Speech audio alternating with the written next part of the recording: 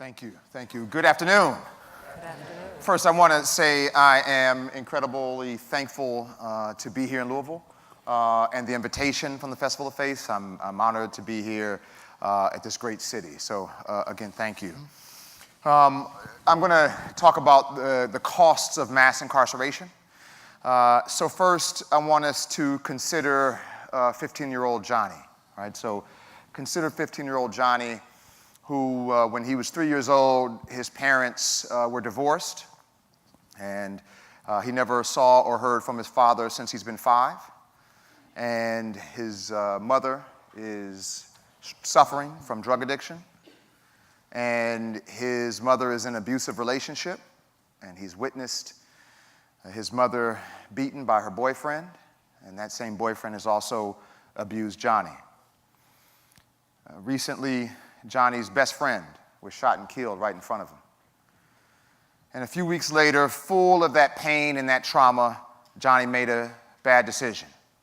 He went downtown, he pushed a man to the ground and took his briefcase. Johnny's now being charged with strong-arm robbery. As a society, what should we do with Johnny? What is the appropriate response to hold accountable, but also heal the harm? That was done in an incident, but that is really about the larger trauma that Johnny has experienced. Should we simply punish the behavior and punish the child, or should we address the underlying trauma that produced the behavior? In America, we have decided to simply punish. We've decided to cause more trauma in the way we punish, and those decisions are extraordinarily costly. We have become the mass incarcerator of the world by far, and we are suffering from it, both economically, but also the wounds and the human toll and costs. This is the whole pie of incarceration. The more than 2 million people incarcerated all over the country in various forms: state prisons, local jails, federal prisons, juvenile facilities, immigration facilities. All over the country, mass incarceration. This is young people incarcerated in America versus other countries. This should embarrass us. This is after there's been a reduction in youth incarceration in this country. This is what it looks like in terms of race and ethnicity. For one every 100,000 white youth in America, 31 are detained. For every 100,000 black youth in America, 168 are detained. Though young people commit delinquent acts at about the same rate. The justice system, evidence proves, this is not only my opinion, but this is backed up by research and studies, is ineffective, harmful, and excessively expensive. It does not work, it causes harm, and it costs too much. This is one of many studies. This larger slide deck has several studies in it, but this is just one slide. This was a more recent study that looked at thousands of cases across the country. And it also controlled for other factors like poverty and poor educational outcomes. It looked at just the effect of the system involvement in and of itself. And it said young people who are involved in the juvenile justice system have huge decreases in the likelihood of high school completion and large increases in the likelihood that they'll be incarcerated as an adult. That's the effect that just the system involvement in and of itself has on them. And it's also incredibly expensive. A recent study by the Justice Policy Institute showed nationally, on average, to incarcerate a single young person each year is about $150,000. In California, where I'm from, an incarcerated adult every year, it's $62,000 a year. Incredibly expensive. So, that's the justice system, but we're also talking about violence and the loss of life. Every single shooting where someone is injured costs upwards and surpassing $1 million per shooting. When you take into account fire department response, ambulance response, police department response, a hospitalization, an investigation, a trial, an incarceration, sometimes an autopsy, and if there's a homicide, all of those costs add up, direct costs of $1 million each injury shooting. When you look at the indirect costs, the loss of work from either the perpetrator or the victim, you add up more millions of dollars. Now, how should we reform the system? One, reduce its size. Let's stop, quite simply, messing with people. All of these arrests for marijuana possession, for illegal tickets on the bus or the train, turnstile jumping as they call it in New York City, open containers, riding your bicycle on the sidewalk. We're talking millions of arrests across the country for these ridiculous offenses. Let's reduce the size of the system. And then for people who are a legitimate risk to the public safety, where we need to do something with, let's improve the outcomes of those individuals by doing something, by operating the system in a very different way. But if we significantly reduce the size of the system, based upon the cost, we would have a lot of savings. And let's reinvest that money back into the communities that are suffering the biggest from crime and incarceration. So in America, every single year, we spend $80 billion a year on incarceration. And that doesn't include community corrections of probation and parole or trial system, $80 billion just on incarceration. Every single shooting, as we talked about, $1 million. So let's think back about Johnny. How better could we spend $80 billion in this country, rather than on something that's ineffective, harmful, and obviously excessively expensive? There are programs that cost, on their high end, $25,000 a year. On the low end, as low as $5,000 a year, that we have a lack of political will to spend on Johnny because of how he looks and where he comes from. So here are 4 ideas, that more than ideas, they're programs that have been effective around the country to reduce violence. Ideas that we can reinvest such money. Group violence reduction strategy. We will identify the individuals who are most very highly at risk of being involved in violence. We inform them of their risk. Not just simply sit back and wait until they do something and lock them up. We tell them ahead of time, an early warning system.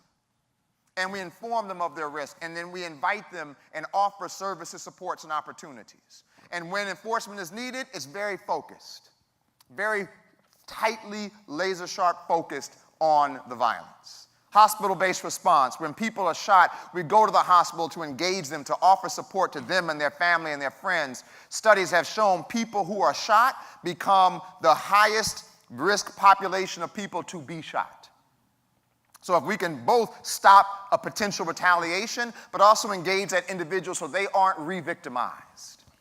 Third, this very innovative program out of the city of Richmond, California, the Office of Neighborhood Safety Peacemaker Fellowship. Similar idea of identifying the highest risk individuals. They said in this small city of 100,000, there are 25 people causing 80% of the gun violence. My colleague and friend, I had the pleasure of helping to create this office, and my colleague runs it now, and he created this fellowship, and he heard these law enforcement agencies say only 25 young men were responsible for 80% of the violence, and he invited those young men to a meeting. Crazy idea. They showed up. He explained to them their risk. And before they left, he said, they had name tags, and they made them feel important, because they are. And under that name tag, at the end of the meeting, he had a $1,000 check for each of them. Got their attention. But he also, more importantly, connected them to what we would call a credible messenger, someone who had experienced what they've experienced but turned their lives around, is from their neighborhood, who can be a mentor to them, who can help them make better decisions. And that developed into what we call the Peacemaker Fellowship that has been extraordinarily effective and successful in Richmond. People complain you're giving, $9,000 because you can earn $1,000 a month for 9 of the 18-month fellowship. You're giving $9,000 to people who are shooters. If we can, even if you don't care about the compassion part of it, if we can give you $9,000 to stop $1 million shooting, that was economically viable. That was fiscally smart. Lastly, cure violence, violence interruption, to use these credible messengers to canvass the neighborhoods hardest hit by crime and violence, to engage with folks who are on the street, to engage with those high-risk individuals, to help them turn their lives around, and to connect them to service and supports and opportunities that build on their strengths and address their needs. If we do this for Johnny, rather than locking him up, making him worse, further traumatizing him, holding him accountable, have him sit down with that victim and have that victim explain to him the trauma that he experienced for being knocked down and having his briefcase taken, which never happens in traditional criminal justice setting. But in a restorative process, to hear from that victim and then provide the type of trauma-informed services and positive youth development that Johnny needs, we can change his life around before he becomes an inmate that does worse. We know what works, we know what does not work. And like we tell young people, if you always do what you've always done, you'll always get what you've always got. Let's do something different. Thank you.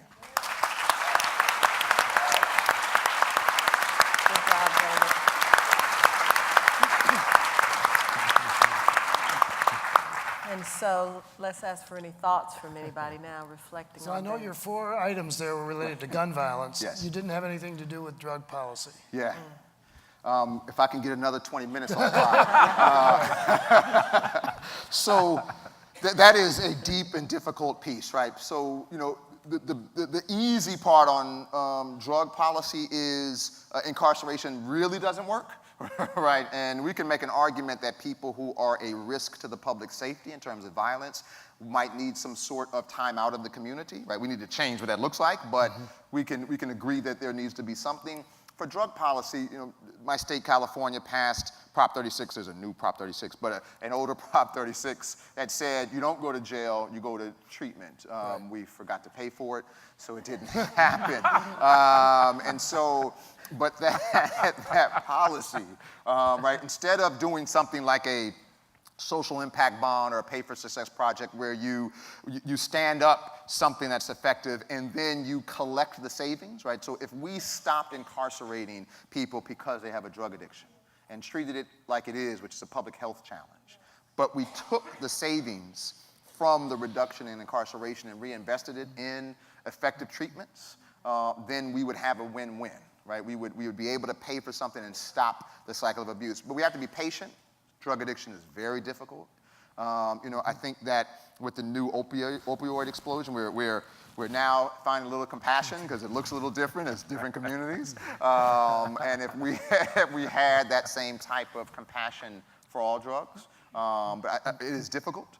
And I think that we're seeing in states that have legalized marijuana, we're seeing that they're not burned to the ground, and we're seeing quite an increase in tax revenue, right, that can go to pay for effective programming. But I think your point about the reinvestment of those dollars, I think that's one that is really going to be key. And I also think we have to think about the cost. So with this heroin epidemic, for example, we have in our own community some instances where you have folks that are being revived twice in a day because of the heroin overdoses. And so I think it is so important for us to continue to say what you've said, which is when crack was ravaging the black community and we were begging and saying that this was a public health epidemic and people were being penalized and it was criminalized, and now that there is a different face, suddenly we are as a country realizing that we have a public health problem, and so we should hold on to these lessons as we move forward in the future, because what we really do need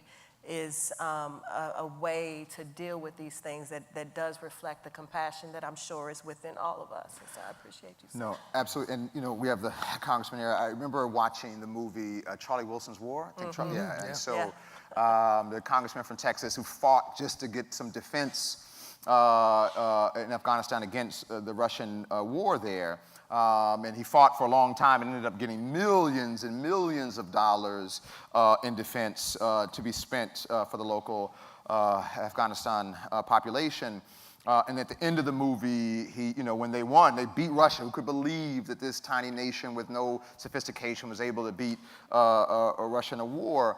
At the end of the movie, he said, okay, now let's get some money for education. And they were like, oh, please, right? And so we will we'll spend these millions of dollars on weaponry and defense. But what I think he couldn't get $100,000 for schools, right, which we're now paying for there. And I think it's similar to this notion of reinvestment, that we'll spend $80 billion a year on incarceration, but can we spend $25,000 on Johnny to have the type of program that he needs? And this is education the community needs to have so that there is political will. Yeah, and so just to bring some of this back to Louisville and Kentucky, right? The last numbers I looked at, Louisville has experienced 85 shootings this year, and that includes 33 homicides. Right, so do the math. David gave us the numbers, right? That's $85 million. And I don't know if any of you all have looked at the frontline video around Beecher Terrace, and it was called Prison State. And it talked about that we as Kentucky spend $15 million a year locking up people in and around that community, right? So when we start talking about the costs, and what we could do different, it's actually real here too, right? These are numbers that impact us on the day-to-day, that if we thought about prevention and intervention differently and supported that, what kind of outcomes would Louisville have and what would be different in our city? So I just wanted to bring it back home for you all so that we can keep track of what we're doing here locally and in the state. And another thing, and this is important, Anthony, that you said prevention and intervention, because they are two different things. So on the prevention side, what we don't see enough of is the investment in education or in the job connections. And that is, most people who are killing people are not employed. And so when people come into places like the Urban League and other organizations, they are desperate immediately to have employment. And when we don't have those immediate answers, that creates significant problems. And we all meet and we talk a lot about what we'd like to change, but what we don't see is the investment follow the conversation. And that is, so with, you said $189,000 or something like that, we're incarcerated. It was For young people, $150,000 a year. So with $150,000 a year, we could probably place 200 people in jobs. Right. That's but we just won't, if you ask for that to put people in jail, you can get it. So if you say we need $200,000 for the jail, absolutely. If you say, could you give me $200,000 to help with job placement and wraparound services? Well, we'll give you 10,000. So I think those are the kinds of things that we have to be willing to talk about, and then the intervention is a whole different thing. And just to quickly, you made a great point of prevention and intervention are different and separate. We need both, yes, right? But we also need to understand, and for local politicians sometimes it's difficult because we got to stop gun violence this year. We're going to do a mentoring program for middle school students, right? That action doesn't get you that goal, right? We need to do mentoring for middle school students.